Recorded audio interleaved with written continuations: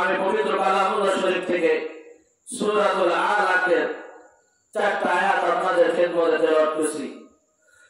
বিশ্বনবী জনাব মুহাম্মদ রাসূলুল্লাহ সাল্লাল্লাহু আলাইহি ওয়াসাল্লামের অসংখ্য অগণিত হাদিসের ভিতর থেকে সহিহ একটা হাদিস তেলাওয়াত করছি। এই আয়াতকে সামনে রেখে কিছু কথা বলবো। মা তৌফিক ইল্লা বিল্লাহ। তো আল্লাহ তাআলা বলতেছে, ইকরা বিসমি রাব্বিকাল্লাযী খালাক খালাকাল ইনসানা মিন আলাক ইকরা ওয়া রাব্বুকাল আকরাম আল্লাযী আল্লামা বিল কলম।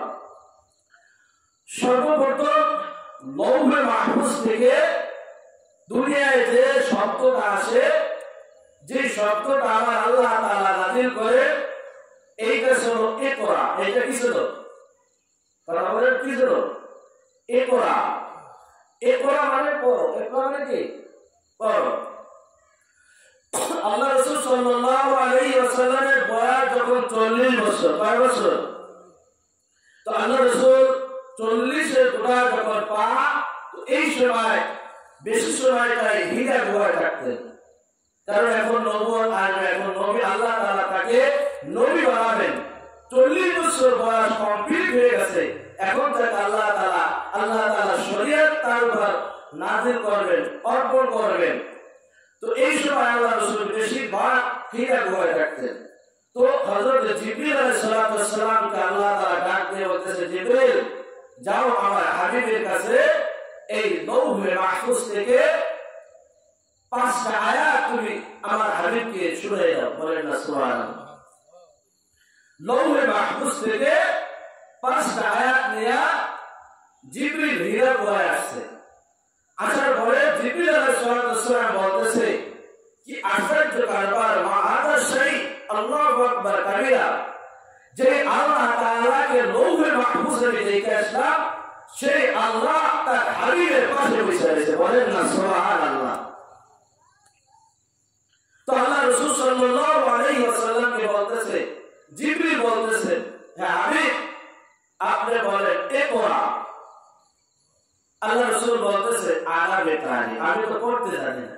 কি জানে না? নবী কোন মাদ্রাসায় পড়ছে? মাদ্রাসায় পড়ছে? কোন ভার্সিটিতে পড়ছে? কোন কলেজে পড়ছে? কোথাও পড়েন নাই। কারণ আল্লাহ তাআলা সরাসরি ভাবে আল্লাহ রাসূলকে ইলম শিক্ষা দিয়েছে আমার স্বয়ং আল্লাহ। বলেন না সুবহানাল্লাহ। নাস্তিকের বাচ্চারা বলে যে নবী মূর্খ। বলেন নাউজুবিল্লাহ। পরে নবী মূর্খ কি? পরে নবী ছিলেন উম্মি। নবী কোন মাদ্রাসায় পড়েন নাই, স্কুলে পড়েন নাই, কলেজে পড়েন নাই। সাহাবীরা বলে, রাসূল বলে, হ্যাঁ আমার সাহাবীরা, তোমরা তো তোমাদের প্রত্যেকের একজন শিক্ষক আছে। শিক্ষক আছে না নাই? তো আমারও শিক্ষক আছে। তোমাদের শিক্ষক হলো দুনিয়ার শিক্ষক, আর তোমাদের শিক্ষা হলো দুনিয়ার শিক্ষা। রাসূল বলে, আল্লাহ মানে রব্বি, আমার একজন শিক্ষক আছে, আমার সেই রব আমার শিক্ষক। বলেন না সুবহানাল্লাহ। ফাআহসানা তা'দীবি, আর আমার শিক্ষক যদি আল্লাহ হয়, এবারে সাহাবীরা তোমরা বলো তাহলে আমার শিক্ষাটা কি দামি শিক্ষা হবে না বেদামি হবে? অবশ্যই দামি হবে। কথা বলে ঠিক কিনা? মূর্খরা নাস্তিকের বাচ্চারা বলে যে নবী কোনো লেখাপড়া জানে না। নবী লেখাপড়া না জানলে আল্লাহ তাআলা তাকে সব ইলম আল্লাহ তাআলা শিক্ষা দিয়েছে। কথা বলে ঠিক কিনা?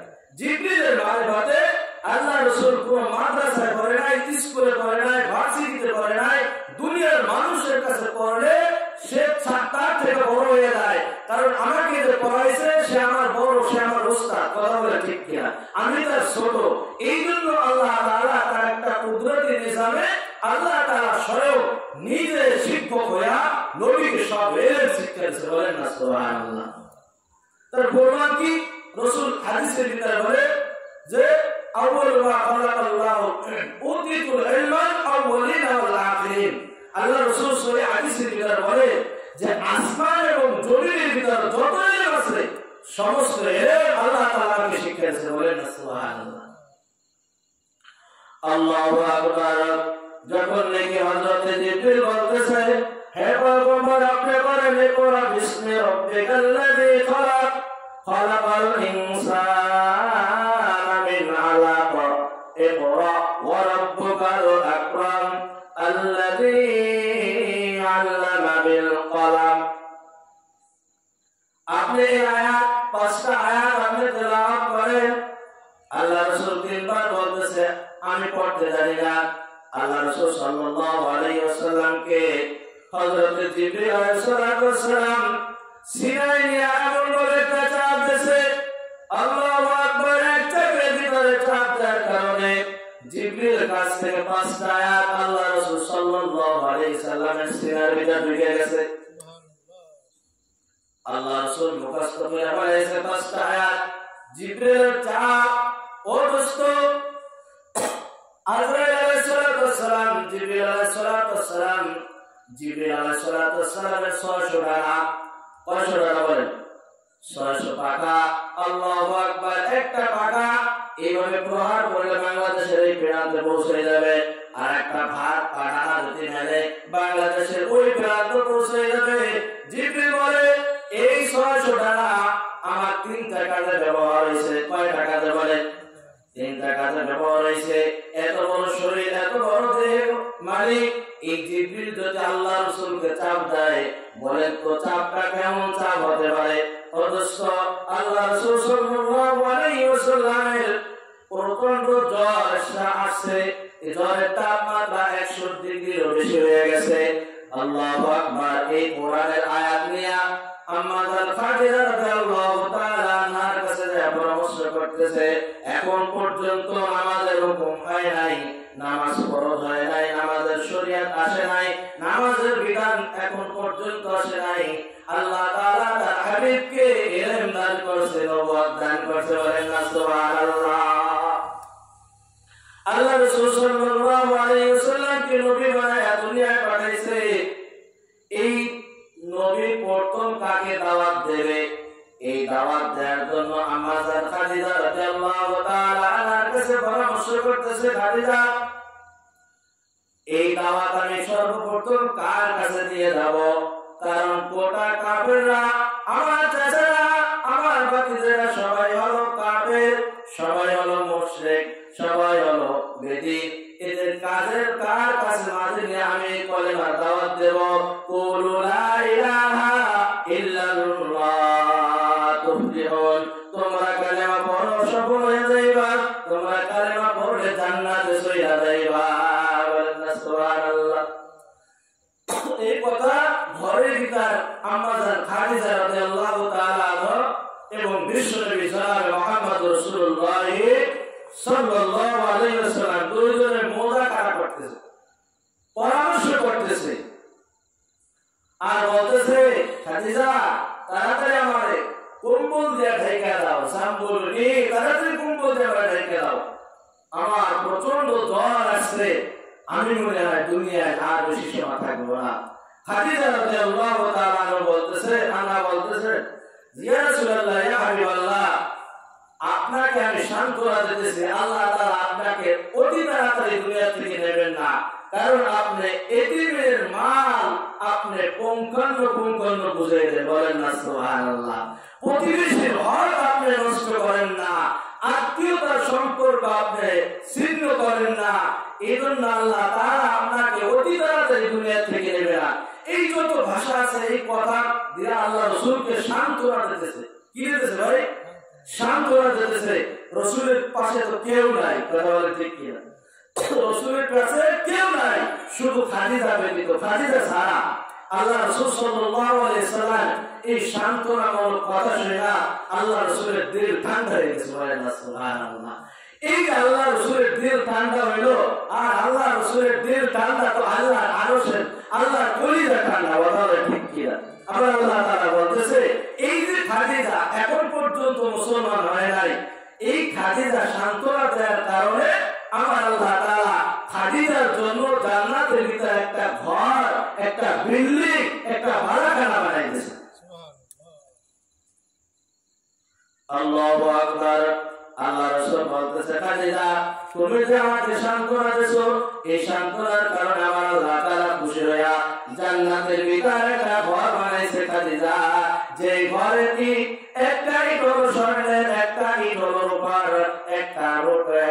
একটা স্বর্ণ একটা রূপা আর গাঁথুনি হলো মিশক আম্বরের গাঁথনি এই যে তোমার জন্য আল্লাহ তাআলা একটা জান্নাত বানাই রাখছে বলেন না সুবহানাল্লাহ। তো দোস্ত বুজুর্গ খাদিজা যখন আল্লাহ রাসূলকে সান্ত্বনা দিতেছিলেন আল্লাহ রাসূল একটা টেনশন করতেছেন চিন্তা করতেছেন যে এই সর্বপ্রথম এই দিনের দাওয়াত আমি কার কাছে নিয়ে যাব কে সর্বপ্রথম আমার হাতে হাত রেখে কালেমা পড়ে মুসলমান হয়ে যাইবে এই চিন্তা নিয়ে আর দৌড় দিয়ে আল্লাহ রাসূল একটা ফিকির করতেছেন আল্লাহু আকবার স্বামী স্ত্রীর ঘরের ভিতর মুজাকারা করতেছে এখন পর্যন্ত ফজরের নামাজের সময় হয় নাই আল্লাহ রাসূল দাওয়াত দেওয়ার জন্য ঘর থেকে বের হয়ে গেছে আল্লাহু আকবার তামিয়াকে আল্লাহ তাআলা তার নবীকে দান করছে নবী বানায়া দুনিয়ায় পাঠাইছে এই নবী নবীর কাজ নবী কিন্তু নবী বইসা নাই নবী কাজ করতেছে কথা কান ঠিক কিয়া অদস্ত ঘর থেকে বের হইছে তারিক ইবনে হিশামের ভিতর ঘটনা আনছে আল্লাহু আকবার কবীরা হযরত আলী রাদিয়াল্লাহু তাআলা আনহু 8 বছর 6 মাস বয়স কয় বছর ছোট বালক এই বালক এই অবস্থায় বলতেছে ইয়া রাসূলুল্লাহ ইয়া হাবিবাল্লাহ ঘরের ভিতর আপনারা কি পরামর্শ করছেন আমি আলী কিন্তু সব শুনছি কথা ঠিক কিয়া ইয়া রাসূলুল্লাহ ইয়া হাবিবাল্লাহ আপনি সর্বপ্রথম আমাকে কালেমা পড়ায়া মুসলমান বানাই দেন আল্লাহ রাসূল সাল্লাল্লাহু আলাইহি ওয়াসাল্লাম খুশি হয়ে গেলেন সর্বপ্রথম তারিক ইবনে হিশামের ভিতরে দোস্ত হযরত আলী রাদিয়াল্লাহু তাআলা আনহু আল্লাহ রাসূলের কাছ থেকে দিন চেয়ে নেছে কথা বলেন ঠিক কিনা আল্লাহ রাসূল বলতেছে আমার যত সাহাবীরা আছে প্রত্যেকটি সাহাবীরা আমি নবী কিনা ভণ্ড এইটা পরীক্ষা করছে তারপরে কালেমা পড়ে মুসলমান হয়েছে কিন্তু আমার আলী রাদিয়াল্লাহু তাআলা আনহু আমার আলী আমার কাছ থেকে দিন চেয়ে নেছে বলেন না সুবহানাল্লাহ যেমন হযরত আবু বকর সিদ্দিক রাদিয়াল্লাহু তাআলা আনহু ইনিও কিন্তু নবীকে পরীক্ষা করছে যে নবী আসলে নবী সত্য নবী কিনা এইটা তাহকিক করার পরে সে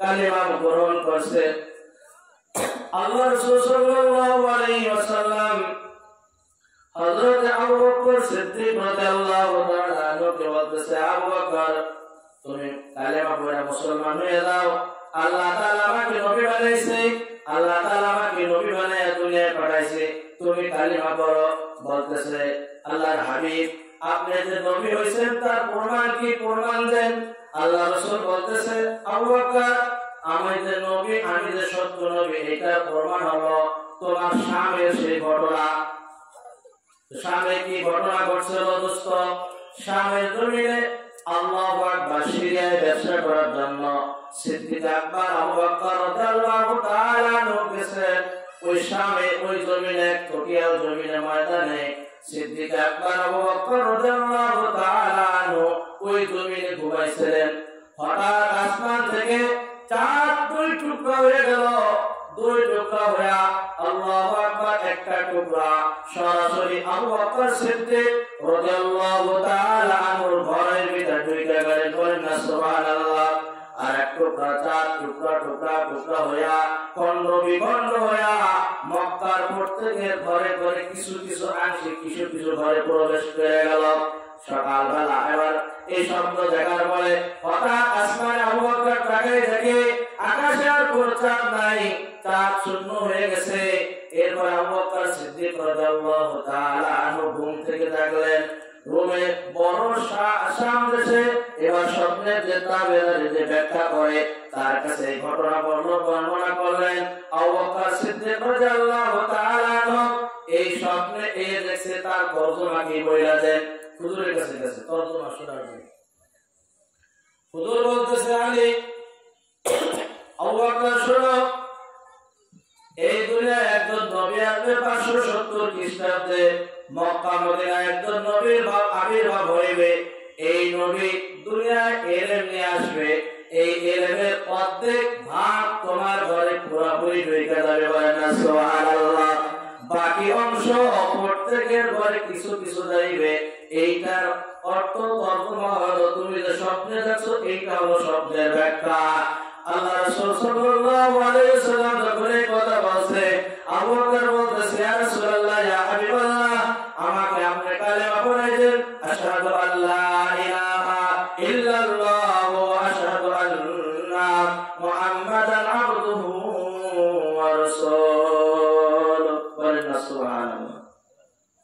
তো আবু বকর কিন্তু আল্লাহ রাসূলকে পরীক্ষা করছে, কথা বলেন ঠিক কিনা? নবী আসলে সত্যি নবী কিনা তাও যাচাই বাছাই করছেন। আর ওমর তো কতবার যাচাই বাছাই করছেন, কথাটা ঠিক কিনা? ওমর তো তরবারি নিয়ে নবীর কল্যাণের জন্য লেগে গেছেন, কথা বলেন ঠিক কিনা? আল্লাহ রাসূল খুশি হয়ে বলতেছে, হযরত আলী রাদিয়াল্লাহু তাআলা আনহু আমার কাছ থেকে দিন চেয়েছে। আল্লাহ রাসূল খুশি হয়ে বলতেছে, আলী রাদিয়াল্লাহু তাআলা আনহু 4টা গুণ ছিল। কয়টা গুণ? চারটা গুণ। ও দোস্ত, আলী রাদিয়াল্লাহু তাআলা আনহু সম্পর্কে আল্লাহ রাসূল বলতেছে, একদিন মসজিদে নববীতে আল্লাহ রাসূল বসে রয়েছেন। আল্লাহ রাসূল বলতেছে, হে আমার সাহাবীরা, তোমরা যারা আছো সবাই যারা আমার প্রতি ঈমান আনছো, আমার প্রতি ঈমান আইনা এই ঈমানের অবস্থায় মৃত্যুবরণ করছো, তারা প্রত্যেকই জান্নাতে যাবে, বলেন না সুবহানাল্লাহ। যারা আমাকে সশরীরে দেখছো, আমার হাতে হাত রেখে কালেমা পড়ে মুসলমান হয়ে গেছো, তারা তোমরা সবাই জান্নাতি। তবে এখানে 10টা নাম আমার আল্লাহ বলছে, এই 10টা নামের কথা আমি তোমাদেরকে শুনাই দেব, তোমরা কি কেউ বেজার হবে নাকি? সাহাবীরা বলতেছে, ইয়া রাসূলুল্লাহ, ইয়া হাবিবাল্লাহ, এখানে বেজার হওয়ার কি আছে? কিছুই না, ইয়া রাসূলুল্লাহ, আপনি বলেন কার নাম আল্লাহ তাআলা বলছে? আশারায় মুবাশশারায় 10 জন সাহাবীর নাম আমার আল্লাহ তাআলা বলছে, নাম ধরে ধরে বলছে, বলেন না সুবহানাল্লাহ। 1 নম্বরে আবু বকর। 1 নম্বরে কি? 1 নম্বরে আবু বকর, 2 নম্বরে হযরত ওমর, 3 নম্বরে আলী, 4 নম্বরে তালহা। এরকম ভাবে 10টা নাম সিরিয়াল বাই সিরিয়াল বলতেছে আল্লাহ রাসূল। তো আল্লাহ রাসূল বলা শেষ, হযরত আলী রাদিয়াল্লাহু তাআলা বলতেছে, ইয়া রাসূলুল্লাহ, ইয়া হাবিবাল্লাহ, আমি যেহেতু জান্নাতি, যেহেতু আপনি বলছেন, কথা বলে ঠিক কিনা? আপনি স্বীকৃতি দিলেন যে আলী জান্নাতি, ওমর জান্নাতি, আবু বকর জান্নাতি, তালহা জান্নাতি, সাঈদ জান্নাতি, জুবায়ের জান্নাতি। তো এই 10টা নাম আপনি জবান থেকে উচ্চারণ করলেন, তো আমরা তো বেশক জান্নাতি, মানে অবশ্যই জান্নাতি, এর ভিতরে তো কোনো সন্দেহ নাই। ইয়া রাসূলুল্লাহ, ইয়া হাবিবাল্লাহ, আজকের পর থেকে আমি যদি নামাজ না পড়ি তাতেও কি আমার আল্লাহ জান্নাত দেবে? অবশ্যই। আলীর 4টা গুণ ছিল। কয়টা গুণ? মুখস্থ করবেন। 4টা গুণ ছিল আলী রাদিয়াল্লাহু তাআলা। 1 নম্বর গুণের কথা বলতেছে। তো আলী রাদিয়াল্লাহু তাআলা বলতেছে যে আমি যদি আজকের থেকে ঈশার নামাজ পড়ে গেলাম, আগামী কাল থেকে ফজরের নামাজ না পড়ি, নামাজ পড়তে তো কত কষ্ট হয়। এই শীতের মৌসুমে সকালবেলা ঠান্ডা পানিতে ওযু করতে হয়, মসজিদে যাইতে হয়, আবার নামাজ পড়ে আবার আসতে হয়, 5 বেলা হাজিরা দিতে হয়, কত কষ্ট। কষ্টের কাম কিনা? এই কাম যদি আমি না করি, আমার আল্লাহ তাআলা কি আমাকে জান্নাত দেবে? অবশ্যই তোমাকে জান্নাত দেবে, বলেন না সুবহানাল্লাহ। তো আল্লাহ রাসূলের সাথে হাত রেখে বলতেছে, ইয়া রাসূলুল্লাহ, ইয়া হাবিবাল্লাহ, আমি আগামী কাল থেকে ফজরের নামাজ আর পড়ব না। কি করবে না? এই অঙ্গীকার কইরা মসজিদে নববীতে অঙ্গীকার কইরা বাসায় আসছে। বাসায় এসে বলতেছে, ফাতেমা, আমি বলে জান্নাতি, তোমার বাপ বলছে, আর তোমার বাপের কথা তো 100% সত্য, কথা বলে ঠিক কিনা? কাফেররাও পর্যন্ত বলে যে নবীর মতো সত্য মানুষ আর পৃথিবীতে হতে পারে না, আর হবে না, আর এমন মানুষ আর কোনোদিন আসবে না, কথা বলে ঠিক। যেহেতু ফাতেমা তোমার আব্বা বলছে আমি জান্নাতি, খবরদার খবরদার ফাতেমা, বেলালের স্ত্রী মন ভরে ঘুমাইতে পারে নাই। আজকে আমি ফজরের সময় একটু মন রয়ে ঘুমাবো। যারা নামাজ পড়ে অদস্ত, যারা তাহাজ্জুদ নামাজ পড়ে, তারা 3টা বা 4টার সময় ওঠা লাগে। কথা বলেন ঠিক কি? আমার মালিকের সাথে প্রেম করতে হলে রাত 3টার সময় থাকতে হবে। আমার মালিকের সাথে সম্পর্ক করতে হলে রাতের বেলা প্রেম করতে হবে। আমার রাতের প্রেমের কারণে আমার আল্লাহ বেশি খুশি হন। এই রাতের প্রেম তারা করছে, এই জমিনে তারাই আল্লাহর ওলি হয়েছে। কথা বলেন ঠিক কিনা? যারা এই বুজুর্গ হয়েছে তারা কিন্তু এই তাহাজ্জুদ নামাজ ছাড়া কেউ আল্লাহর ওলি হইতে পারেন নাই। কথা বলেন ঠিক কিনা? ফাতেমা খবরদার, তাহাজ্জুদেও আমাকে ডাকবে না, ফজরের নামাজেও আমাকে ডাকবে না। বলতেছে স্বামী আমার কি ব্যাপার, কি হইল? কোনদিন তো আপনাকে ডাকা লাগলো না। আমার স্বামী ওঠে, আপনি ডাকেন, তাহাজ্জুদের সময় হয়ে গেছে, এবার ওযু করেন, এবার তাহাজ্জুদের মুসল্লায় যায় নামাজ আদায় করেন, আর রবের সাথে গোপনে গোপনে প্রেম করে। এই কথা কোনদিন বলা লাগলো না। আমার স্বামী আজকে কেন আপনি বলতেছেন, কারণটা কি? কারণ হলো আমি জান্নাতি। এই কথা তোমার বাপ বলছে, 100% সত্য। আমি জান্নাতি, আর আমি এই নামাজ, রোজা, হজ, যাকাত, তাসবিহ, তাহলিল যা কিছু করি আর না করি, দুনিয়া আসমানের নিচে জমিনের উপরে যত ভালো কাজ আছে সব জান্নাতের লোভে করি। কথা ঠিক কিনা? কথা বলেন। সব কিছু আমি জান্নাতের লোভে করি। ফাতেমা, যেহেতু আমি জান্নাতি হয়ে গেছি, তো এখন আর আমার কষ্ট করার কোনো দরকার নাই। আজকে থেকে আমি ফজরে ঘুমাবো, আজকে থেকে আমি আর মসজিদে যাবো না। আল্লাহু আকবার। স্বামী স্ত্রী যখন ঘুমাইতেছে, আল্লাহু আকবার, তাহাজ্জুদের সময় যখন হয়েছে, হযরত আলী রাদিয়াল্লাহু তাআলা আনহু লাফ দিয়ে দাঁড়িয়ে গেছে। বলেন না সুবহানাল্লাহ। কি করছে? মসজিদে যাবো বলতে কি বলে আসছেন আল্লাহ রাসূলের কাছে? আজকে থেকে আমি নামাজ পড়বো না। কি করবো না? নামাজ পড়বো না। যেহেতু জান্নাতি, নামাজ পড়ার কি দরকার আছে? আর জান্নাতে যাবো এই লাভেই তো নামাজ পড়ার চেষ্টা করে। কথাটা ঠিক কি? তাহলে নামাজ পড়বো না। তো আলী রাদিয়াল্লাহু তাআলা আনহু জাগলে, জাগার পরে ফাতেমা রাদিয়াল্লাহু তাআলা আনহাকে ডাকলেন, ডাকার পরে ওযু করলেন, নামাজ পড়লেন। নামাজ পড়তেছে আর ফাতেমা মিসকি মিসকি হাসতেছে। কি করে? কারণ স্বামী কিরকম তা তো স্ত্রী ভালো জানে। জানে কি জানে না? গতকাল আমি বলছি, কথাটা ঠিক কি? স্বামী সম্পর্কে তার স্ত্রী বেশি ভালো জানে আমার স্বামী কোন ধরনের। কথা বলেন। তো ফাতেমা তো জানে যে আলী কোন ধরনের ছেলে, আর আমার কিরকম স্বামী আমার আলী। কথা বলেন ঠিক কি? ফাতেমা মিসকি মিসকি হাসতেছে। হাসো কেন? হাসি এই জন্য, কোনদিন ইসলাম ধর্ম গ্রহণ করার পরের থেকে আমি কোনদিন দেখলাম না যে আপনি নামাজ পড়তেছেন, আর আজকে আপনি ঘুমের সময় বলছেন আজকে আমি নামাজ পড়বো না, আজকে থেকে ফজরের নামাজ থেকে বাদ, আর আপনি এখন তাহাজ্জুদের নামাজ পড়তেছেন। এই জন্য আমি একটু হাসতেছি। আল্লাহু আকবার। ফজরের নামাজের আগে তাহাজ্জুদ নামাজ শেষ, মসজিদে নববীতে আযান দিয়েছে। হযরত আলী রাদিয়াল্লাহু তাআলা আনহু জুব্বা পরছে, পাগড়ি বাঁধা রেডি হইয়া মসজিদে নববীতে দিকে হাঁটতেছে আর যাইতেছে। ফাতেমা ডাকতে বলতেছে, স্বামী আমার আপনি কই যান? আপনি নামাজ পড়বেন না, আপনি না অঙ্গীকার করে আছেন আমার বাবার কাছে, আপনি আবার পাগড়ি টুপি নিয়ে আপনি সাইজ হয়ে আপনি কই যাইতেছেন? ফাতেমা জীবনভর নামাজ পড়ছি, আজ আমি নামাজ পড়বো না, আজ আমি নামাজের দৃশ্যটা একটু দেখবো। কি করবে? নামাজের দৃশ্য দেখবে। আল্লাহু আকবার কবিরা। ঘটনা কেমনে? একদিন আল্লাহ রাসূল সাল্লাল্লাহু আলাইহি ওয়াসাল্লাম জামাতে হাজিরা যেতে পারেন নাই, নামাজ এতটা অসুস্থ, নামাজ পড়তে পারে আসতে পারে নাই, ইমামতি করতে পারেন নাই। একটু পরে আসছে হযরত আবু বকর সিদ্দিক রাদিয়াল্লাহু তাআলা আনহু। এবার নামাজ শুরু করে দিয়েছে। পিছনের দিক থেকে তাকায়া আল্লাহ রাসূল সাল্লাল্লাহু আলাইহি ওয়াসাল্লাম এই নামাজের দৃশ্য দেখা ওই হুজরায় বসে কাঁদতেছে। কি করতেছে? আল্লাহু আকবার। এই নামাজের দৃশ্য দেখা কাঁদতেছে। আমাদের আয়েশা রাদিয়াল্লাহু তাআলা আনহা প্রশ্ন করলেন, ইয়া রাসূলুল্লাহ, ইয়া হাবিবাল্লাহ, আজকে নামাজের দৃশ্য দেখে আপনি কেন কাঁদতেছেন? ভাই আমি এমন কিছু মানুষ সেট করে গেছি, আমি যদি এখন মারা যাই এরা সুন্দরভাবে নামাজ আদায় করতে পারবে, বলেন না সুবহানাল্লাহ। ও আয়েশা, আমি এর জন্য কাঁদতেছি।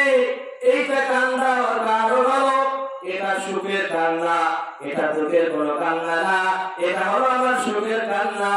এই নামাজের দৃশ্য দেখে আমার কলিজা ঠান্ডা হয়ে গেছে, বলেন না সুবহানাল্লাহ। এই নামাজের জন্য আমি তায়েফের ময়দানে কত মার খেয়েছি, আল্লাহু আকবার। উহুদের ময়দানে আমার দাঁতগুলো ভেঙে ফেলেছি। উহুদের ময়দান থেকে যখন আসছি আমি রাসূল বলে যতদিন জীবিত ছিলাম কোনদিন আমি মাংস চিবিয়ে খাইতে পারি নাই। আল্লাহু আকবার, এতটা কষ্ট করছে আপনার হাবিব এই দিনের জন্য, এই নামাজের জন্য।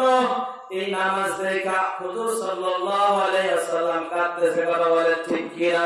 ও যুবক, আজকে তোমার নামাজ কই? আজকে তোমার নামাজ কই? ও মা বোনেরা আমার, আজকে তোমার নামাজ কই? আজকে তোমার রাসূল কি নিয়ে আসলেন আর কি ধুয়ে গেলেন আর কি রেখে গেলেন আমাদের মাঝে?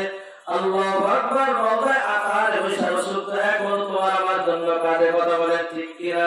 এই নবুর জন্য তুমি আমি কি করতেছি? হযরত আলী রাদিয়াল্লাহু তাআলা বলতেছে, আমি যাব এবার মসজিদে নববীতে যাব, যাই একটু মসজিদে নববীর নামাজের দৃশ্যটা দেখব। হযরত আলী রাদিয়াল্লাহু তাআলা নামাজের দৃশ্য দেখার জন্য মসজিদে নববীতে চলে গেছে। আল্লাহু আকবার। যাওয়ার পরে বারান্দায় যে দুই রাকাত সুন্নাত করছে, তাই না? সাহাবীরা বলতেছে, ভাই আলী, তুমি গতকাল এশার সময় পয়লা গেলা, তুমি আর আসবে না মসজিদে নববীতে আসবে না, আর নামাজ কালাম তুমি পড়বা না, কারণ কি তুমি আমার মসজিদে আসলা? কয় ভাই ফরজ তো পড়ি নাই, সুন্নাত পড়ছি। কি কয়? আরে না, ফরজ তো পড়ি নাই, সুন্নাত নয়, হবে বললাম, কথা ঠিক আছে।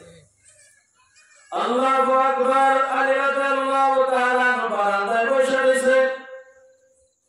নামাজের সময় যখন হয়ে গেছে, আল্লাহ রাসূল যখন নামাজের মুসাল্লায় গেছেন, আল্লাহু আকবার। বেলাল রাদিয়াল্লাহু তাআলা ইকামত দেওয়া শুরু হয়ে গেছে। কি হয়ে গেছে? ইকামত শুরু হয়ে গেছে।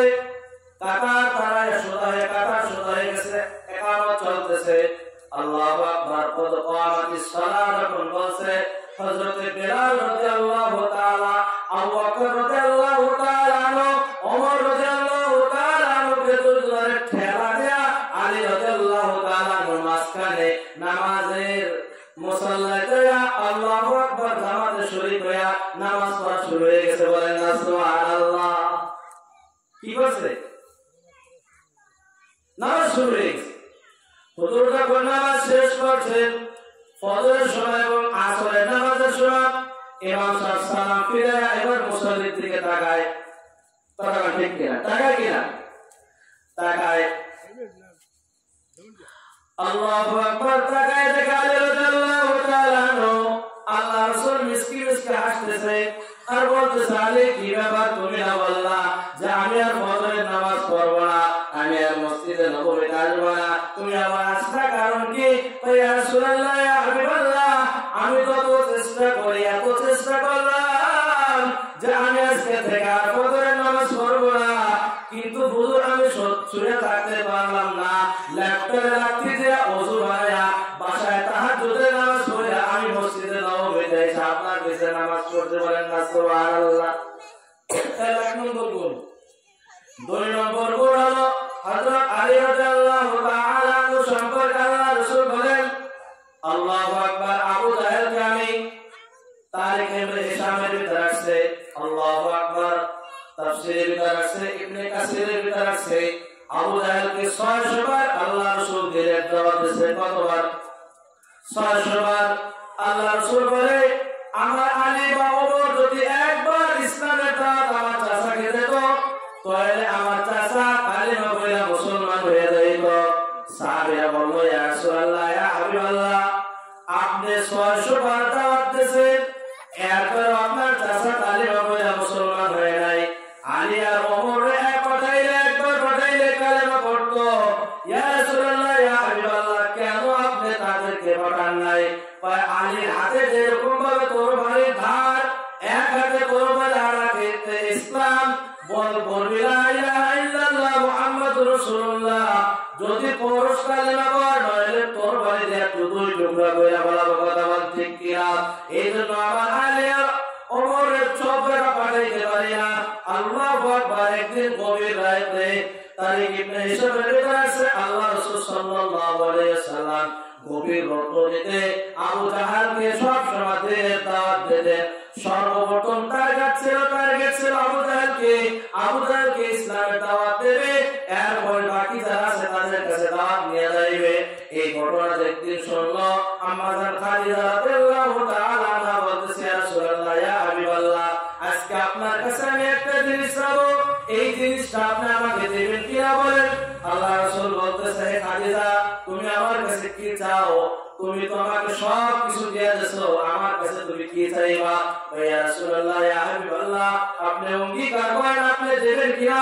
আল্লাহ রাসূল বলতেছে, খাদিজা, যদি আমার কাছে থাকে আর আমি দেওয়ার সামর্থ্য রাখি তাহলে আমি তোমাকে দেব। আল্লাহ রাসূল সাল্লাল্লাহু আলাইহি ওয়াসাল্লাম এই কথা যখন বলছে, খাদিজা বলতেছে, ইয়া রাসূলুল্লাহ, ইয়া হাবিবাল্লাহ, আমি প্রতিদিন শুনি আপনি আবু জাহেলের কাছে দিনের দাওয়াত নিয়ে যান। সর্বপ্রথম দিনের দাওয়াত আবু জাহেলের কাছে নিয়ে গেলে আবু জাহেল আপনাকে অনেক গালিগালাজ করে, অনেক কিছু অকথ্য ভাষা ব্যবহার করে। আমি খাদিজা বড় কষ্ট পাই।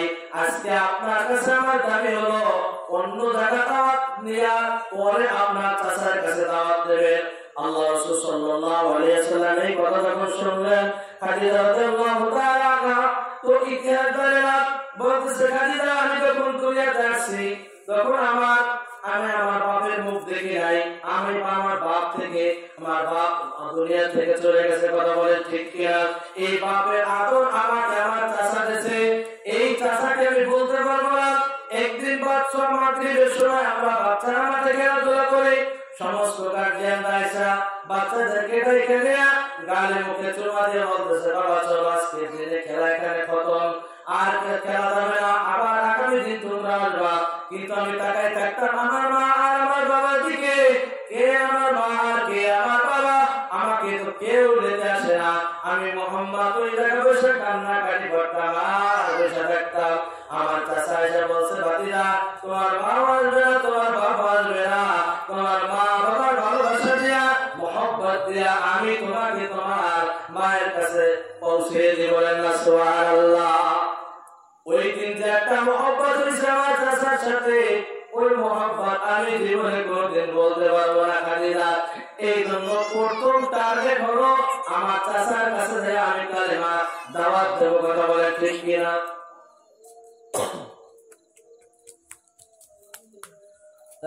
যতটুকু আমি আলোচনা করলাম, আল্লাহ তাআলা সকলকে, সকল ভাইদেরকে আলোচনার উপর আমল করার তৌফিক দান করবেন। আমিন। ওয়া আলাইনা ইল্লা